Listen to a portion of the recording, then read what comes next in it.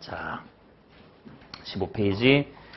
자, 제2절에, 자, 유용한 정보의 질적 특성. 자, 거기 별표 하나만 쳐보실까요, 여러분? 자, 이제 여기서 몇 가지 알아야 돼. 뭐냐, 우리, 이런, 여러분이 이 재무제표를 실은 회계를 공부하는 게 이 재무제표 공부하잖아요. 그리고 정확하게 저 재무제표를 작성할 때 여러분, 작성하는 기준, 이게 우리 바로 말하면 바로 이게 회계 기준이잖아요. 그렇죠? 회계 기준에 맞춰서 작성하고, 그 다음에 그 재무제표가 제대로 회계 기준에 맞춰서 작성되어 있는지를 외부에서 감사하는 사람들이 누구예요? 그렇죠. 이게 공인회계사죠, 쉽게 얘기해서. 공인회계사는 오류를 잡는 사람들이 아니라 재무제표가 적절하게 올바른 회계 기준에 맞춰서 작성되고 있는지를 보는 사람들이죠. 근데 내부적으로 보는 게 아니라 밖에서 보자, 뭐 이런 얘기고.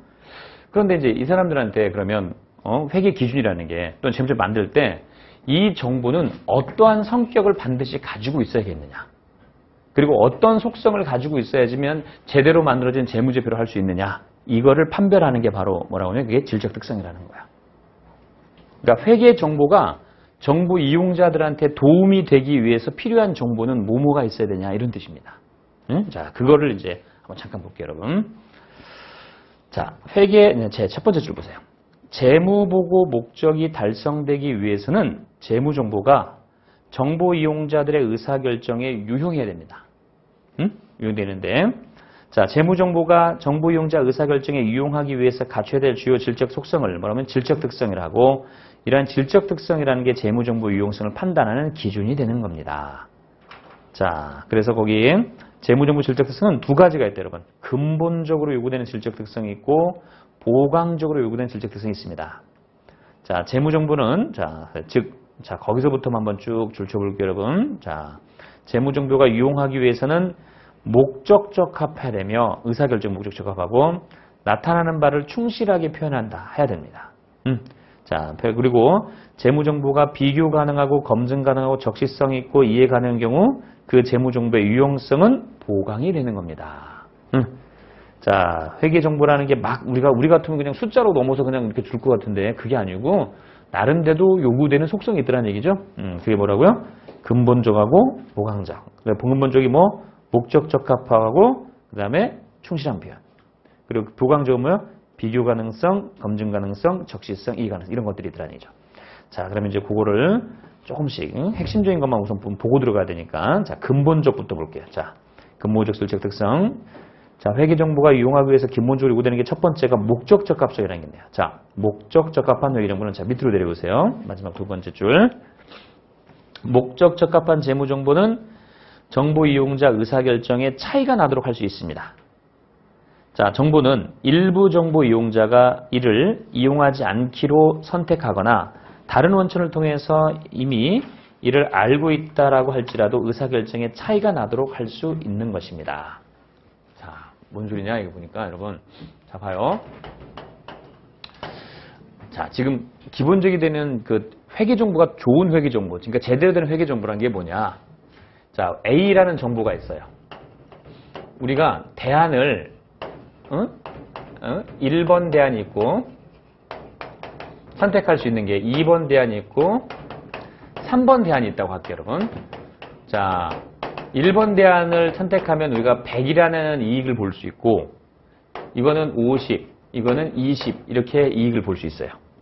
자, 원래는 여러분 이 정보가 없을 때는 3번 대안을 선택하는데 이 정보를 이용하면은 우리는 1번 대안을 선택할 수 있어요. 그러니까 정보를 이용하느냐 이용하지 않느냐에 따라서 결론이 달라지는 거죠.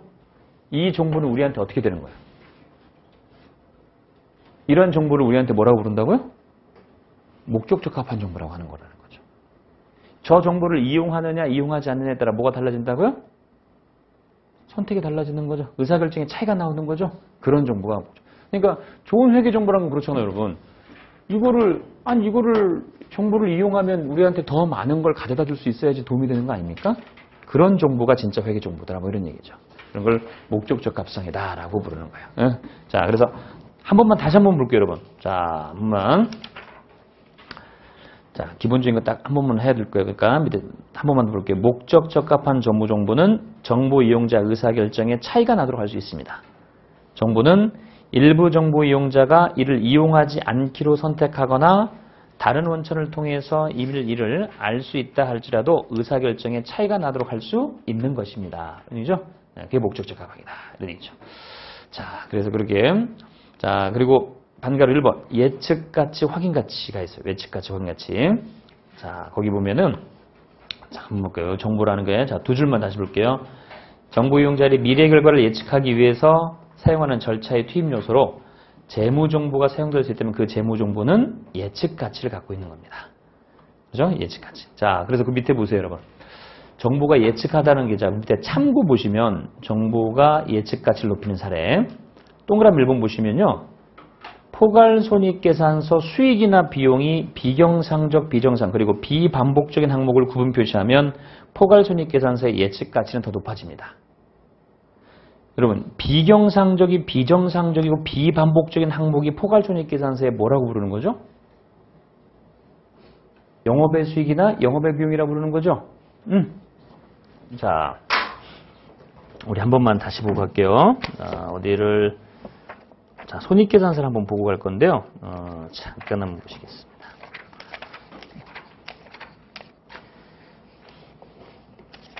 자, 거기 68페이지를 한번 봐주세요. 68페이지.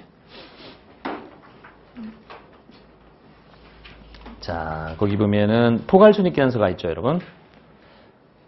그 손익계산서하고 포괄손익계산서하고 차이점은 뭔지 아시죠, 여러분? 아시죠? 자, 거기 왼쪽 보시면 단일의 포괄손익계산서가 있고 오른쪽 옆에 보시면은 별개의 손익계산서가 있어요. 자, 단일의 포괄손익계산서가 뭐냐면 여러분 수익, 이게 수익이 이제 매출액이죠, 매출원가, 매출총이익, 판매비나 관리비, 그다음에 영업이익, 영업의 수익, 영업의 비용, 뭐 그 안에 이제 금융원가, 이자 비용, 법인세 비용 차감전 순이익, 법인세 비용, 계속 영업이익, 그다음에 세후 중단 영업순이익, 그다음에 단기순 순이익, 단기순 이익이죠 보통. 기타 포괄이익, 순이익, 그다음에 총포괄순이익. 여기까지 쭉 내려 쓴 걸 뭐냐면 단일의 포괄순이익계산서 불러요. 자, 근데 그 옆에 보시면 여러분 별개의 손익계산서라는 게 있죠, 여러분. 똑같은 상황 같은데 수익, 즉 매출액부터 해서 어디서 끊었어요? 딱 보니까 단기순이익에서 끊었어요. 여기까지를 부르는 이름이 별개의 손익계산서 또는 손익계산서 부르는 거죠. 그리고 그 밑에 보면은 포괄손익계산서가 뭐라고 그랬어요, 여러분? 단기순이익하고 기타 포괄순이익, 총포괄순이익 있죠? 이렇게 하는 거를 포괄손익계산서라고 또 부르는 거예요. 그래서 만들 때 표시하는 방법이 두 가지가 있어요. 한 줄로 쭉 내려 쓰는 방식이 있고 단기순이익에서 한번 끊는 방식이 있고 그리고 나서 또 단기순이익부터 시작해가지고 기타 포괄손익에서 총포괄손익 표시하는 방법이 있고 이런 식으로 작성이 가능하대요. 그래서 이게 선택을 할 수 있는 거예요. 그런데 이 영업이익과 영업의 수익과 영업이익은 반드시 구분해서 표시하라는 거예요. 공채 개념도. 자, 그러면 이게 시험 이걸 보자면 이거예요, 여러분. 자, 처음이지만 그래도 한번 자, 손익계산서 양식을 봤어요. 매출액부터 해서 자, 이익을 가정할게요. 단기순이익, 기타 포괄이익,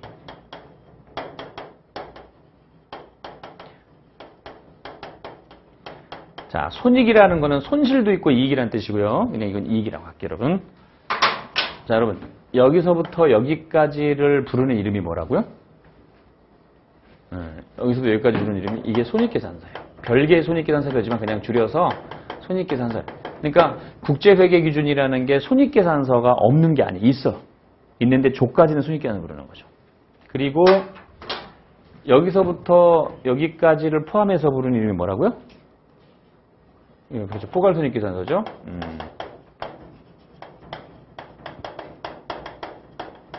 이렇게 돼 있죠? 자, 그러면 한 번 더 여러분. 이거는 이제 기본적인 사항이니까 이거를 매년 단기순이익을 차곡차곡 쌓아서 누적하게 되면은 그 누적 금액을 우리 뭐라고 부르고요? 그렇죠. 단기순이익의 누적이 뭐예요? 이익잉여금이죠? 그렇죠? 기타 포괄 이익이 누적되면 이걸 뭐라고 불러요? 기타 포괄 손익의 자, 이거를 뭐라고요? 기타 포괄 손익 누계액이라고 부르죠? 그러죠? 여러분. 자, 여러분. 이 누적객은, 자, 지금 재무제표의 기본 좀 더 하는 거예요, 여러분. 이건 어디에 반영이 표시가 되어 있죠? 그렇지. 재무상태표에 어디 들어가 있어요? 자본에 들어가 있는 거죠? 자본에 들어가는 거잖아. 이익이면 자본에 있는 거잖아요, 여러분. 아까 뭐라고 그랬냐면, 여러분, 재무상태표의 자산부채 자본은 다 뭐라고요? 누적액이라고 그러죠, 누적액. 누적된 금액이잖아요. 단기 거를 모아서 자본에 쌓는 거죠. 그죠? 예. 자, 그러면, 자, 봐요. 여러분, 어떤 손익이 여기 단기 순이익 안에 들어가는 거예요?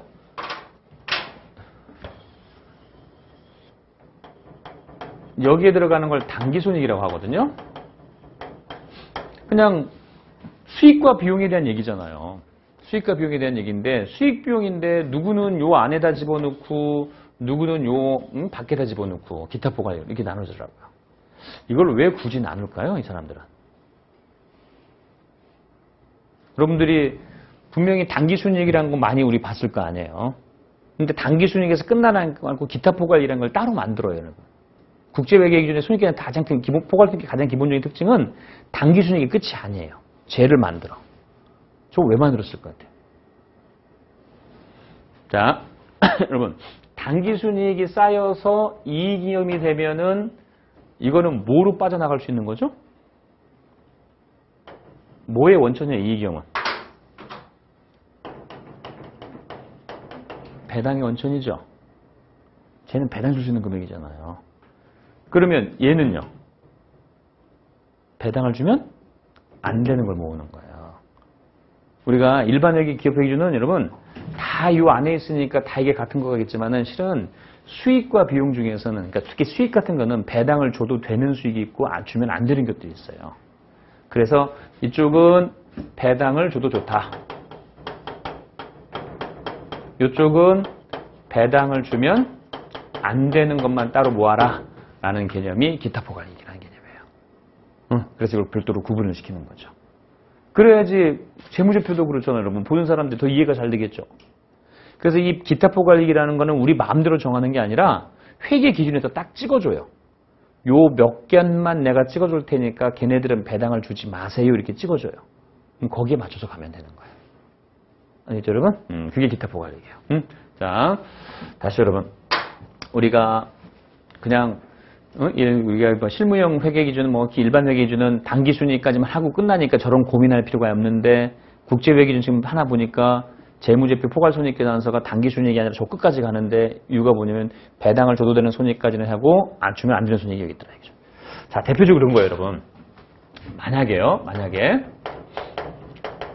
우리가 기업 회사가 100만 원 주고 주식을 샀어요. 1000만 원 주고 주식을 샀어요.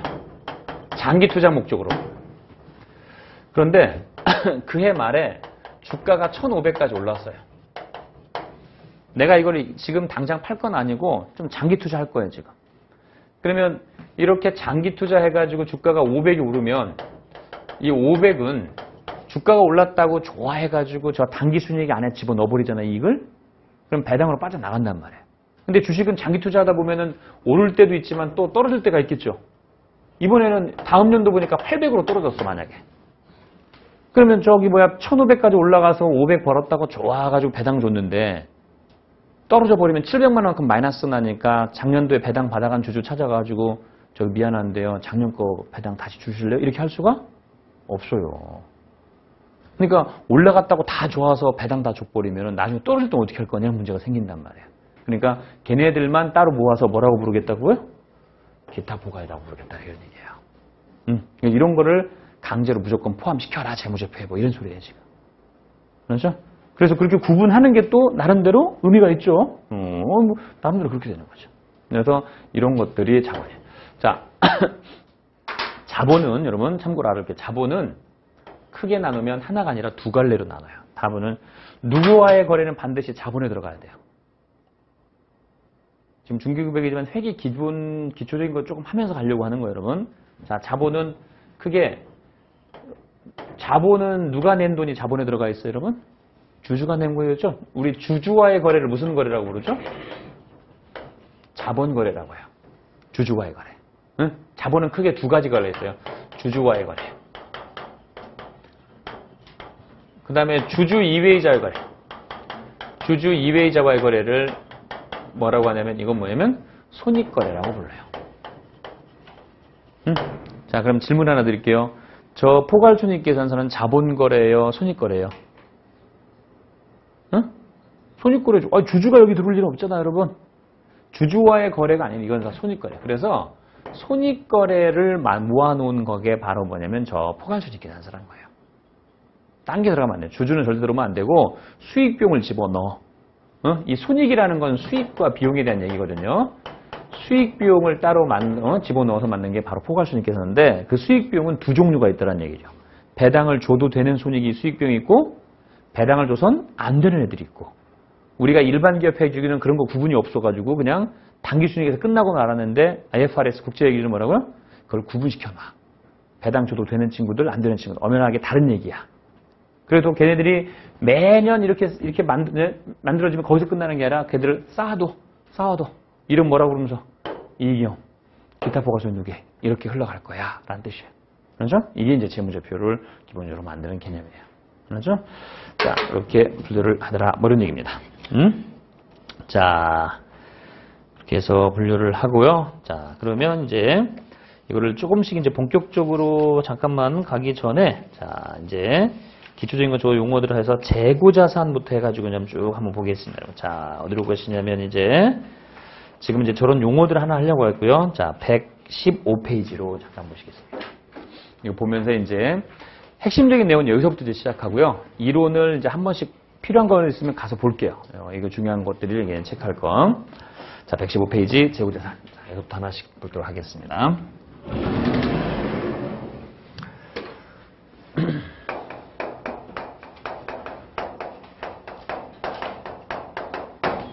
자, 여러분, 얘는 왜 가지고 있어요? 재고는? 팔려고 갖고 있겠죠, 뭐, 그렇지. 그렇죠? 판매할 목적으로 보유하고 있는 자산을 재고자산이라고 하죠? 자, 재고는 여러분, 세 단계예요. 이미 판매 가능한 상태의 재고가 있고, 판매하기 위해서 만들고 있는 상태의 재고가 있고, 아직 생산도 안 들어가고 보유하고 있는 구입만 한 상태 이런 상태가 있죠. 그렇죠? 자, 이미 다 만들어졌거나 판매할 수 있는 상태의 재고를 우리 상기업은 뭐라고 부르고 상품, 제조기업은 제품. 그렇죠? 만들고 있으면 뭐라고 하고요? 그렇죠. 만들고 있으면 제공품 또는 뭐라고 해요? 반제품이라고 하죠? 여러분, 제공품하고 반제품의 차이는 뭡니까? 예를 들어서 1공정, 2공정, 3공정이 있어요. 2공정이 끝났어요. 그러면 2공정이 끝났어도 그 공정, 3공정까지 안 가더라도 우리가 팔 수 있는 상태. 그걸 뭐라고 그래요? 그게 반제품. 2공정이 끝났으면 3공정까지 다 맞춰야지만 팔 수 있는 상태 재고. 뭐가 돼요? 그걸 제공품이에요. 그러니까 둘 다 미완성이에요. 미완성인데 미완성된 상태지만 판매가 가능합니까? 그 단계에서 반응하지 않습니까? 더 가야 됩니까? 이거에 따라서 제공품, 반제품이 나누는 거죠. 그렇죠? 자, 그래서 얘네들이 이제 하고 자, 두 번째. 자, 들어가기 전에 또. 자, 여러분, 재고가 달라지면 최종적으로 뭐가 달라져요? 재고가 왜 의미가 있냐면 재고가 100만큼 바뀌잖아요? 그럼 최종적으로 뭐가 100만큼 바뀌어요? 이익이 바뀌죠? 그렇죠, 여러분? 자, 여기 재고를 100만 원만큼 올리면 이익은 올라가요? 떨어져요? 응? 자, 재고를 공부하기 전에 가장 기본부터 좀 알아야 돼요, 여러분. 응? 한번 보여드릴게요. 자, 뭐 외울 건 아니고 이해가 먼저 돼야 되니까. 자, 숫자는 좀 제가 적당한 숫자를 넣어볼게요. 자, 우리 회사 어떤 회사가 매출액이 100만 원 정도 되는 회사예요. 매출액 있고, 자, 매출원가 있어요. 자, 여러분 매출원가 계산할 수 있어요? 자, 상기업을 전제할게요. 쉽게. 기초 재고가 10만 원 있어요. 10만 원. 그리고 단기 중에 매입한 부분은 80만 원 있다고 하죠. 80만 원. 매출원가는 기말에 남아있는 재고를 어떻게 해야 돼요? 빼야죠? 자, 기말재고가 20만 원이에요. 자, 다시 한 번만. 기초에 10이 있었고요. 산 거가 80이 있어요. 근데 기말에 남아있는 게 20이래요. 매출원가는 얼마예요? 그렇죠. 기말 거를 우리가 빼서 계산하는 거는 정도는 아시죠, 여러분? 자, 얼마? 70. 자, 매출액에서 매출원가 빼면은 매출 총이익이 나오죠? 매출 총이익이 얼마야? 30. 그렇죠? 그 다음에 뭐 밑에 뭐 판매비와 관리비, 영업외 수익, 영업외 많이 있지만 그냥 기타라고 할게요. 자, 한번 볼게요. 기타 40. 이라고 가정할게요. 그래서 여기까지만 해보죠. 당기순 손실이 나왔어요. 자, 우리는 지금 재고를 공부하려고 그러는데 여러분, 재고가 변하면 기업에 어떤 현상이 발생하느냐를 먼저 알고 들어가야 돼요. 자, 다시 우리가 확실한 건 재고는 재고만의 문제가 아니다. 자, 다른 거는 건드리지 않을게요. 기말재고만 한번 바꿔볼게요. 기말재고만. 자, 10만원, 80만원. 자, 기말재고 금액에 대한 평가 방법을 변경해보니까 40만원이 되대요. 자, 기초재고에서 매입은 똑같은데 기말재고만 바뀌었어요. 자, 그러면 얘 때문에 누가 같이 바뀌어야겠어요? 매출원가 얼마로 되겠어요? 50이 되겠죠? 그러면 이게 50이 되면 매출총액이 얼마나 되겠어요? 50이 되겠죠? 다른 건 건드리지 않는다고 그랬어요. 그럼 기타는 얼마? 40이 되겠죠? 이익은 얼마? 그렇지. 이렇게 되는 거다. 뭔가 보이세요? 응? 자, 봐요. 여러분, 우리 뭐 했어요? 재고가 20만원에서 40만원 어떻게 되어 있죠? 상승했죠? 재고가 올라갔어요? 이익 어떻게 돼요? 매출원가죠, 원가. 원가는 떨어지죠? 떨어졌잖아. 다른 건 건드리지 않고 이건 떨어졌잖아. 얘가 떨어지니까 여러분, 매출 총이익이나 당기순이익이 어떻게 됐어요? 그렇죠? 마이너스 10만원짜리가 여러분 딱 얼마로 바뀌었어요? 플러스 10만원 바뀌었죠? 얼마만큼? 딱 20만큼 올라갔죠? 그러니까 재고의 변화는 뭐의 변화를 가져온다고요? 이익의 변화를 가져오는 거예요. 그럼 우리가 확인할 건 재고를 20 올리면 이익이 딱 20만큼. 재고를 20을 줄이면 이익은 딱 20만큼 줄어들게 됐더라는 얘기지. 그래서 우리 저기 외부 감사 받는 업체들 분들 보시면 왜 공인회계사들이 감사하러 올 때 제일 먼저 뭐 해요?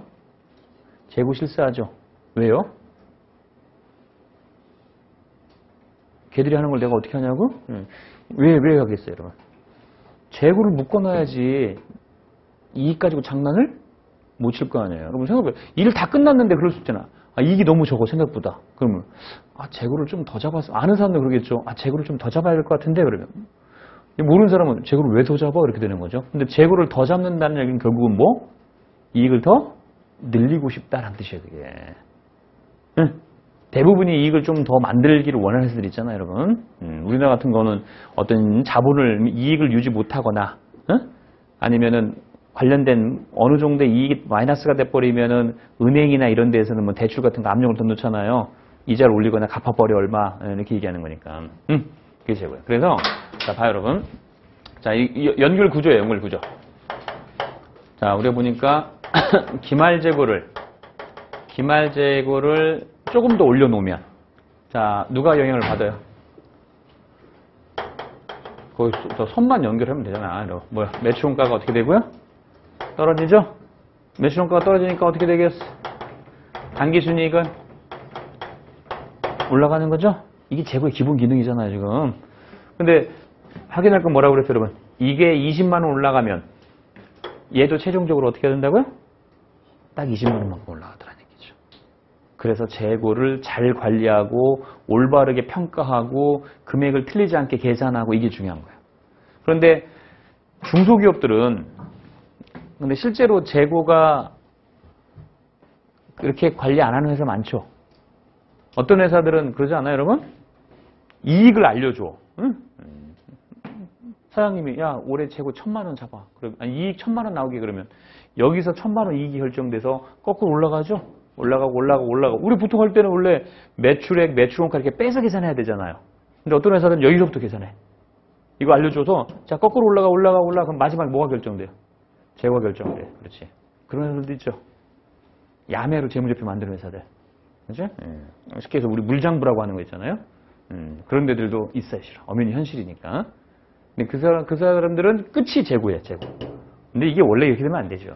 기초 매출액에서 기초 매입, 재고 실사해서 금액 딱 정하고 매출원가 나오면 나머지 기타 다 고려해서 최종적으로 얘가 딱 나오게끔 하라는 얘기죠. 그래서 여기서 이제 재고는 올바른 재고를 계산해야지 올바른 뭐가 나온다? 이익이 나오더라. 뭐 이런 얘기죠. 그죠? 이런 거를 이제 공부를 조금씩 해보겠다. 뭐 이런 뜻입니다. 자, 그러면 우선 여기까지 먼저 하시고요. 잠시만 쉬었다가 또 계속 하도록 하겠습니다.